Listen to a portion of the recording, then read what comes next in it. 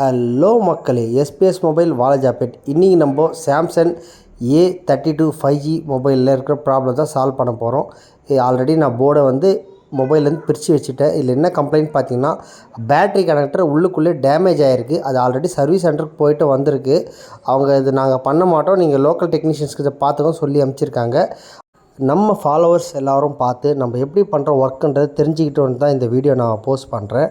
நம்ம ஆல்ரெடி என்ன பண்ணோம், அந்த போர்டில் இருக்கிற டேமேஜான கனெக்டரை ரிமூவ் பண்ணிவிட்டு க்ளீன் பண்ணுறோம். க்ளீன் பண்ணிவிட்டு பழைய போர்டு என்கிட்ட இருக்கிற டெட் போர்டில் இருக்கிற கனெக்டர் நான் எடுத்து அந்த போர்டுக்கு வைக்க போகிறேன்.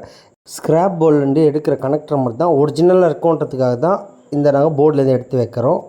சாம்சங் A34 5G கஸ்டமர் கொடுத்த ஃபால்ட்டு ரெடி பண்ணியாச்சு. இந்த கனெக்டர் பார்த்திங்கன்னா லூஸாக இருக்கும், சரியாக ஃபிட் ஆகாது, அடிக்கடி கழண்டிடும்.